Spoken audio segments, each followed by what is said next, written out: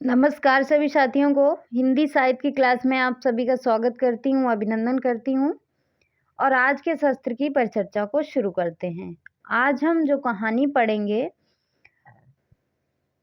पिछले सत्र में जो हम लोगों ने कहानी पढ़ी थी वो थी सिक्का बदल गया। आज हम लोग कहानी पढ़ेंगे इंस्पेक्टर माता दीन चांद पर। ये कैसी कहानी है? व्यंग्य कहानी है। इसके रचनाकार कौन है? हरिशंकर परसाई हैं। तो चलिए शुरू करते हैं आज की कहानी को। इसकी कहानी शुरू होती है, पहली पंक्ति कौन सी है कि वैज्ञानिक कहते हैं चांद पर जीवन नहीं है। सीनियर पुलिस इंस्पेक्टर माता दीन डिपार्टमेंट में एमडी साहब हैं। कहते हैं वैज्ञानिक झूठ बोलते हैं, वहाँ हमारे जैसे ही मनुष्य की आबादी है। कौन कहता है? इंस्पेक्टर माता दीन कहते हैं।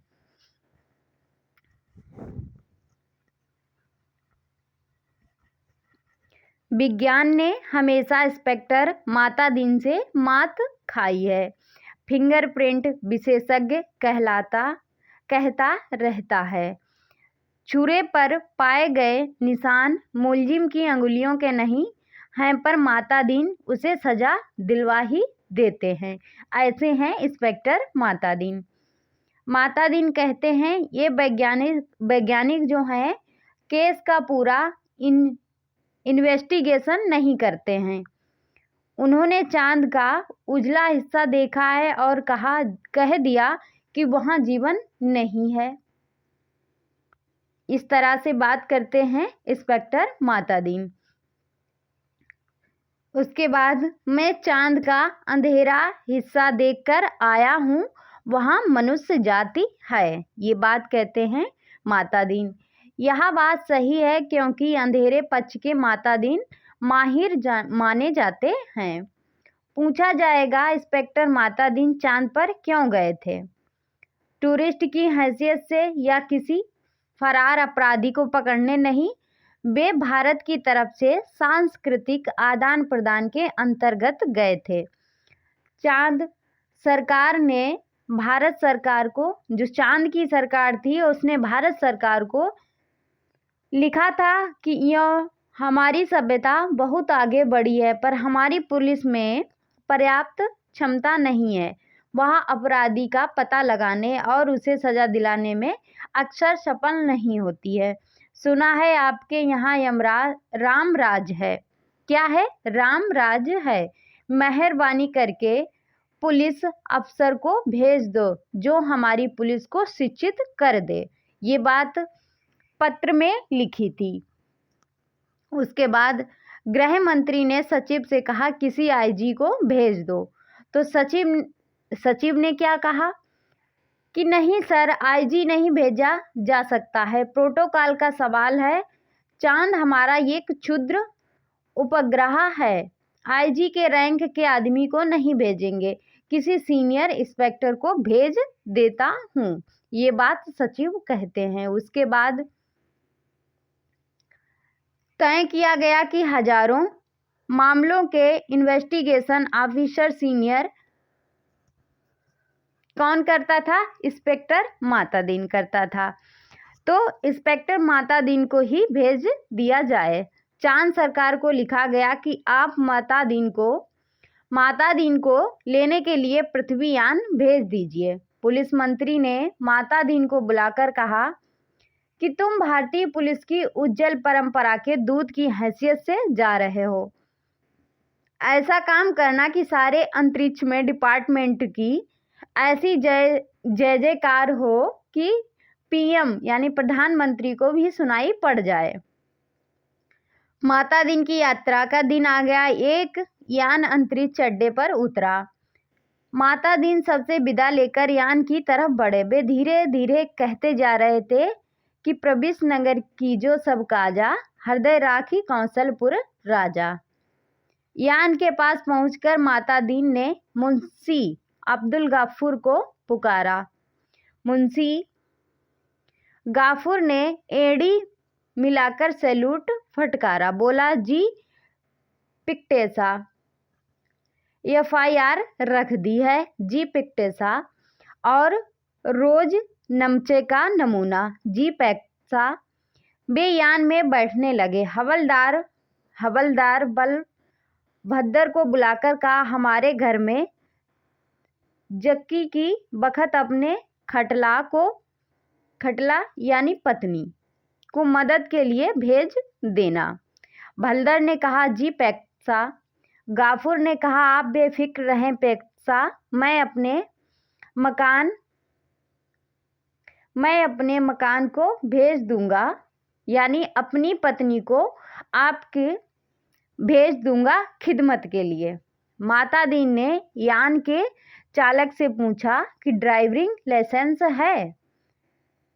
तो जो यान का चालक था उसने कहा, जी साहब, जी है साहब। और गाड़ी में बत्ती ठीक है? जी ठीक है। माता दीन ने कहा, सब ठीक ठाक होना चाहिए वरना हरामजादे का बीच अंतरिक्ष में चालान कर दूंगा। ये बात कौन कहते हैं? माता दीन। चंद्रमा से आए चालक ने कहा, हमारे यहाँ आदमी से इस तरह नहीं बोलते। माता दीन ने कहा, जानता हूँ बे, तुम्हारी पुलिस कमज़ोर है, अभी मैं उसे ठीक करता हूँ। माता दीन यान पर कदम रख ही रहे थे कि हवलदार राम सजीवन भागता हुआ आया। बोला, पैक्सा, SP साहब के घर में से कहे हैं कि चांद से एड़ी चमकाने का पत्थर लेते आना। ये महत्वपूर्ण पंक्ति है, पूछी गई है एग्जाम में। फिर माता दीन खुश हुए, बोले, कह देना बाई साहब से जरूर लेता आऊँगा। वे यान में बैठे और यान उड़ चला। पृथ्वी के वायुमंडल से यान बाहर निकला ही था कि माता दीन ने चालक से कहा, अबे हारन क्यों नहीं बजाता? उसके बाद चालक ने जवाब दिया कि आसपास लाखों मील में कुछ नहीं है। माता दीन ने डांटा, मगर रूल इज रूल, हार्न बजाता चल। चालक अंतरिक्ष में हार्न बजाता हुआ यान को चांद पर उतार लाया। अंतरिक्ष अड्डे पर पुलिस अधिकारी माता दीन के स्वागत के लिए खड़े थे। माता दीन रोब से उतरे और उन अफसरों के कंधों पर नजर डाली। वहां किसी के स्टार नहीं थे, फीते भी किसी के नहीं लगे थे, लिहाजा माता दीन ने एड़ी मिलाना और हाथ उठाना जरूरी नहीं समझा, यानी सलूट करना जरूरी नहीं समझा। फिर उन्होंने सोचा, मैं यहाँ इंस्पेक्टर की हैसियत से नहीं, सलाहकार की हैसियत से आया हूँ। उसके बाद माता दीन को वे लोग लाइन में ले गए और एक अच्छे बंगले में उन्हें टिका दिया, यानी रुका दिया। एक दिन आराम करने के बाद माता दीन ने काम जो था वो शुरू किया। पहले उन्होंने पुलिस लाइन का मुलाहजा किया। शाम को उन्होंने IG से कहा, आपके यहाँ पुलिस लाइन में हनुमान जी का मंदिर नहीं है, हमारे रामराज में पुलिस लाइन में हनुमान जी हैं। देखो पूछा जाएगा किसका जिक्र हुआ है, तो हनुमान जी का जिक्र हुआ है। IG ने कहा, हनुमान कौन थे, हम नहीं जानते। माता दीन ने कहा, हनुमान का दर्शन हर कर्तव्यपरायण पुलिस वाले के लिए जरूरी है। हनुमान सुग्रीव के यहाँ स्पेशल ब्रांच में थे, उन्होंने सीता माता का पता लगाया था। एडवक्शन का मामला था, दफा 362। हनुमान जी ने रावण को सजा वहीं दे दी, उसकी प्रॉपर्टी में आग लगा दी। पुलिस को यह अधिकार होना चाहिए कि अपराधी को पकड़ा और वहीं सजा दे दी। अदालत में जाने का झंझट नहीं, मगर यहाँ सिस्टम अभी हमारे रामराज में चालू नहीं हुआ है। हनुमान जी के काम से भगवान राम जो थे बहुत खुश हुए थे। वे उन्हें अयोध्या ले आए और टाउन ड्यूटी में तैनात कर दिया। वहीं हनुमान हमारे आराध्य देव हैं, मैं उनकी फ़ोटो लेता आया हूँ। उस पर से मूर्तियां बनवाइए और हर पुलिस लाइन में स्थापित करवाइए, यानी हर स्टेशन में स्थापित करवाइए पुलिस स्टेशन में। उसके बाद थोड़े ही दिनों में चांद की हर पुलिस लाइन में हनुमान जी की मूर्ति स्थापित हो गई। सब पूछा जाता है क्रम से कि सबसे पहले माता दीन ने चांद पर कौन सा कार्य करवाया था, तो हनुमान जी की मूर्ति स्थापित करवाई थी। उसके बाद माता दीन उन कारणों का अध्ययन कर रहे थे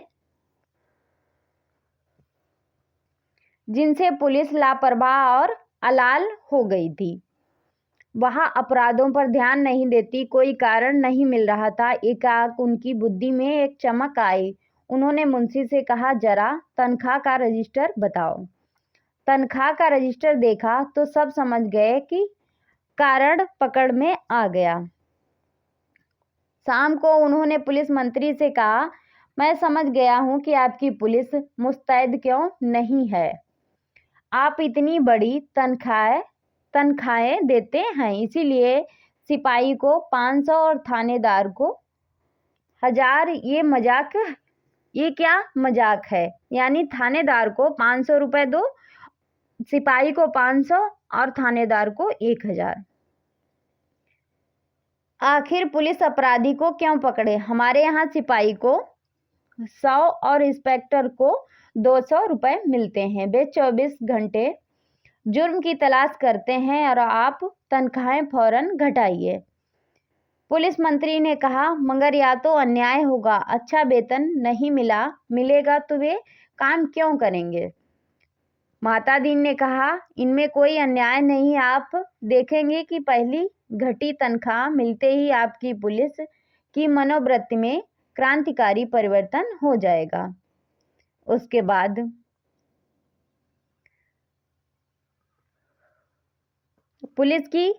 पुलिस मंत्री ने तनख्वाह जो थी वो घटा दी। 2-3 महीने में सचमुच बहुत फर्क आ गया। पुलिस एकदम मुस्तैद हो गई, सोते से एकदम जाग गई, चारों तरफ नजर रखने लगी। अपराधियों की दुनिया में घबराहट छा गई। पुलिस मंत्री ने तमाम थानों के रिकॉर्ड बुला कर देखे, पहले से कई गुने अधिक केस रजिस्टर हुए थे। उन्होंने माता दीन से कहा, मैं आपकी सूझ की तारीफ करता हूँ, आपने क्रांति कर दी, पर यह हुआ किस तरह? माता दीन ने समझाया, बात बहुत मामूली है। कम तनख्वाह दोगे तो मुलजिम की गुजर नहीं होगी।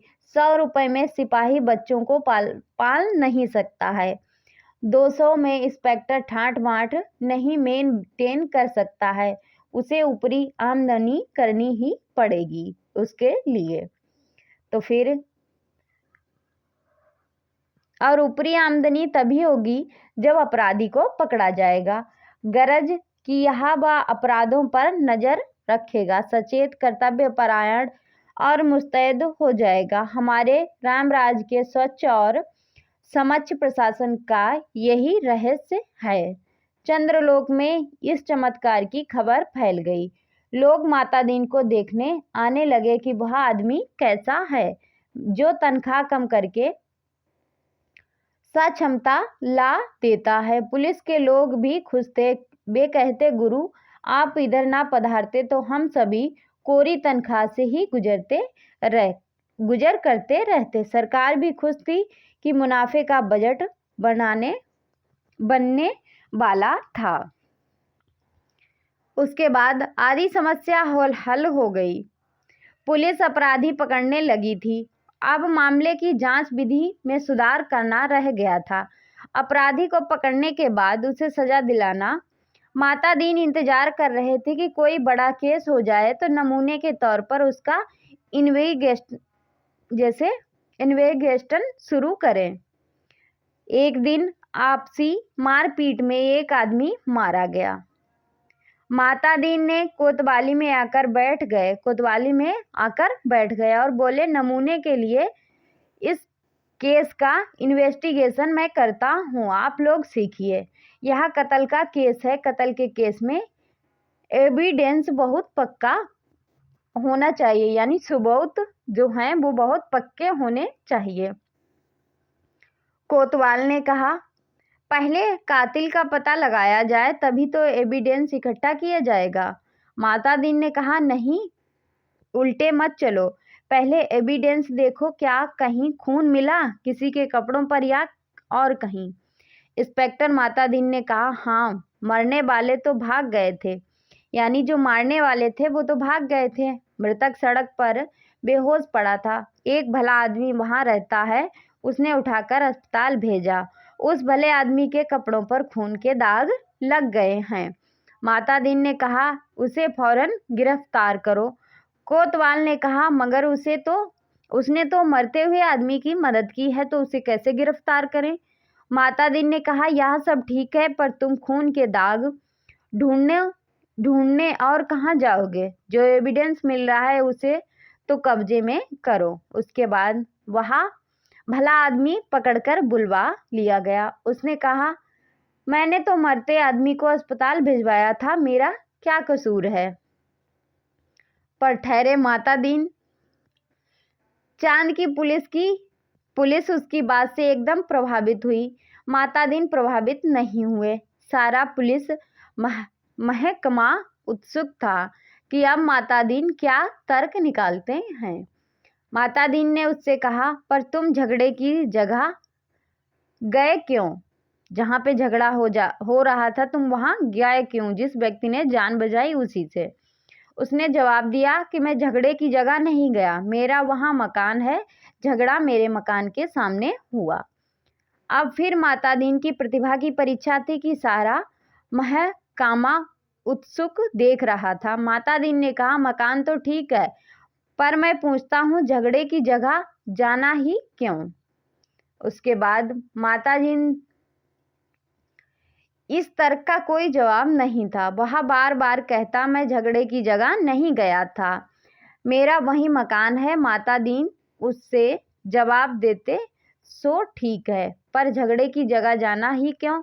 इस तर्क प्रणाली से पुलिस के लोग बहुत प्रभावित हुए। अब माता दीन ने इन्वेस्टिगेशन का सिद्धांत समझाया। देखो, आदमी मारा गया है तो यह पक्का है कि किसी ने उसे जरूर मारा है, कोई कातिल है, किसी को सजा होनी है। सवाल है कि किसको सजा होनी है। पुलिस के लिए यह सवाल इतना महत्व नहीं रखता कि जितना यह सवाल कि जुर्म किस पर साबित हो सकता है।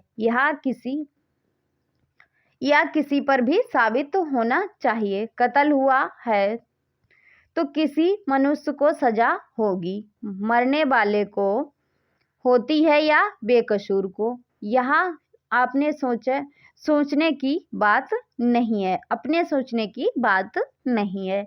मनुष्य सब बराबर हैं, उसमें उसी परमात्मा का अंश है। हम भेदभाव नहीं करते, यह पुलिस का मानवतावाद है। दूसरा सवाल है कि किस पर जुर्म साबित होना चाहिए। इसका निर्णय इन बातों से होगा। किन बातों से? क्या वह आदमी जो है पुलिस के रास्ते में आता है, क्या उसे सजा दिलाने से ऊपर के लोग खुश होंगे?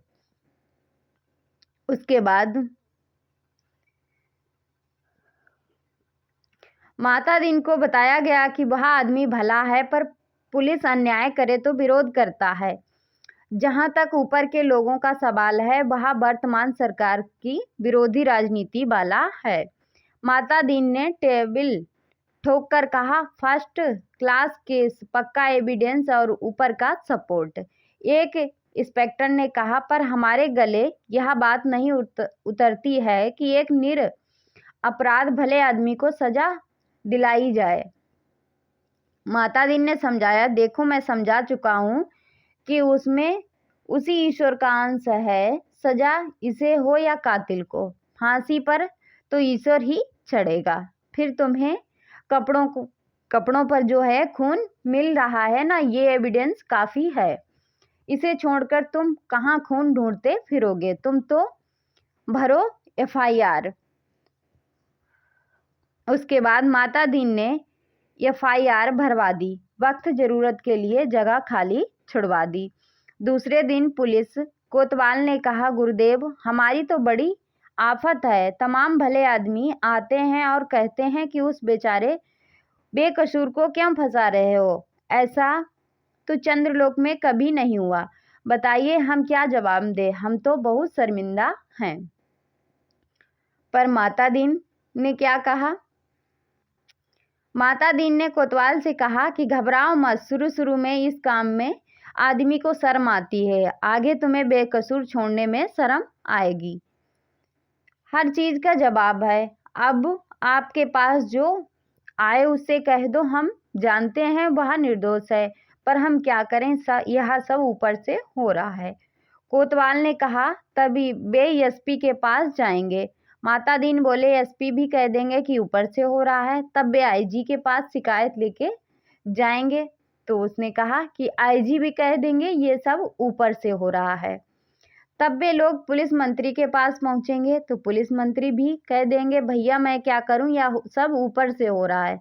वे प्रधानमंत्री के पास जाएंगे, प्रधानमंत्री भी कहें कि मैं जानता हूं वह निर्दोष है, पर यह सब ऊपर हो रहा। कोतवाल ने कहा, तब वे माता दीन ने कहा, तब क्या, तब वे किसके पास जाएंगे? भगवान के पास ना, मगर भगवान से पूछकर कौन लौट सका है। कोतवाल चुप रह गया। बस वह इस महान प्रतिभा से चमत्कृत था कि माता दीन ने कहा, एक मुहावरा ऊपर से हो रहा है हमारे देश में 2500 सालों से सरकारों को बचा रहा है, तुम इसे सीख लो। उसके बाद केस की तैयारी होने लगी। माता दीन ने कहा, अब 4 और 6 चश्मदीद गवाह लाओ। उसके बाद कोतवाल, चश्मदीद गवाह कैसे मिलेंगे जब किसी ने उसे मरते ही नहीं देखा, तो मारते ही नहीं देखा, तो चश्मदीद गवाह कैसे मिलेंगे, कैसे क्या होगा? माता दीन ने सिर ठोंक लिया। किन बेवकूफ़ों के बीच फंसा दिया गवर्नमेंट ने, इन्हें तो ABCD भी नहीं आती है। झल्लाकर कहा, चश्मदीद गवाह किसे कहते हैं जानते हो? चश्मदीद गवाह वह नहीं जो देखे, बल्कि वह जो कहे कि मैंने देखा है। कोतवाल ने कहा, ऐसा कोई क्यों कहेगा? तो माता दीन ने कहा कि कहेगा समझ में नहीं आता, कैसे डिपार्टमेंट चलाते हो? अरे चश्मदीद गवाहों की लिस्ट पुलिस के पास पहले से रहती है, जहां जरूरत हुई उन्हें चश्मदीद बना दिया। हमारे यहाँ ऐसे आदमी हैं जो साल में 300-400 बरदातों के चश्मदीद गवाह होते हैं। हमारी अदालतें भी मान लेती हैं कि इस आदमी में कोई दैवी शक्ति है, जिससे जान लेता है कि अमुक जगह बरदात होने वाली है और वहां पहले से पहुंच जाता है। मैं तुम्हें चश्मदीद गवाह बनाकर देता हूँ।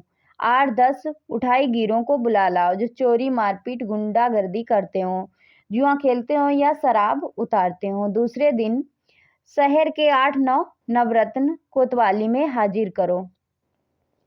उन्हें देखकर माता दीन गदगद हो गए। बहुत दिन हो गए थे कि ऐसे लोगों को देखें। बड़ा सूना सूना लग रहा था। माता दीन का प्रेम उमड़ पड़ा। उसने उनसे कहा कि तुम लोगों ने उस आदमी को लाठी से मारते देखा था ना? वे बोले, नहीं देखा साहब, हम वहां थे ही नहीं। उसके बाद माता दीन जानते हैं, या पहला मौका है। फिर उन्होंने कहा, वहां नहीं थे, यहाँ मैंने माना, पर लाठी मारते देखा था। उन लोगों को लगा कि यह पागल आदमी है, तभी ऐसी उटपटांग बातें करता है, बात कहता है। वे हंसने लगे। माता दीन ने कहा, हंसो मत, जवाब दो। वे बोले, जब थे ही नहीं तो कैसे देखा? माता दीन ने गुर्राकर देखा। कहा, कैसे देखा सो बताता हूँ। तुम लोग जो काम करते हो सब इधर दर्ज है। हर एक को कम से कम 10 साल को लिए मैं जेल में डाल सकता हूँ। तुम ये काम आगे भी करना चाहते हो या जेल जाना चाहते हो? वे सब हड़बड़ाकर बोले, साहब हम जेल नहीं जाना चाहते। माता दीन ने कहा, ठीक है, तो तुमने उस आदमी को लाठी मारते देखा ना? वे बोले, देखा साहब। वह आदमी घर से निकला और जो लाठी मारना शुरू किया तो वो था दूसरा आदमी, वो बेचारा बेहोश होकर सड़क पर गिर पड़ा। माता दीन ने कहा, ठीक है, आगे भी ऐसी बरदातें देखोगे। उसके बाद वे बोले, साहब जो आप कहेंगे सो देखेंगे। कोतवाल इस चमत्कार से थोड़ी देर को बेहोश हो गया। होश आया तो माता दीन के चरणों पर गिर पड़ा। माता दीन ने कहा, हटो, काम करने दो। कोतवाल पांव से लिपट गया, कहने लगा, मैं जीवन भर इन श्री चरणों में पड़ा रहना चाहता हूँ। माता दीन ने आगे की सारी कार्यप्रणाली तय कर दी। FIR बदलना, बीच में पन्ने डालना, रोज नमचा बदलना, गवाहों को तोड़ना, शब्द सिखा दिया। उस आदमी को 20 साल की सजा हो गई। चांद की पुलिस शिक्षित हो चुकी थी। धड़ाधड़ केस बनने लगे और सजा होने लगी। चांद की सरकार बहुत खुश थी। पुलिस की ऐसी मुस्तैदी भारत सरकार के सहयोग का नतीजा था। चांद की संसद ने एक धन्यवाद प्रस्ताव लिखा, प्रस्ताव किया। क्या प्रस्ताव था कि एक दिन माता दीन का सार्वजनिक अभिनंदन किया गया। वे फूलों से लदे खुली जीप पर बैठे थे। आसपास जय जयकार करते हजारों लोग वे हाथ जोड़कर अपने गृह मंत्री की स्टाइल में जवाब दे रहे थे।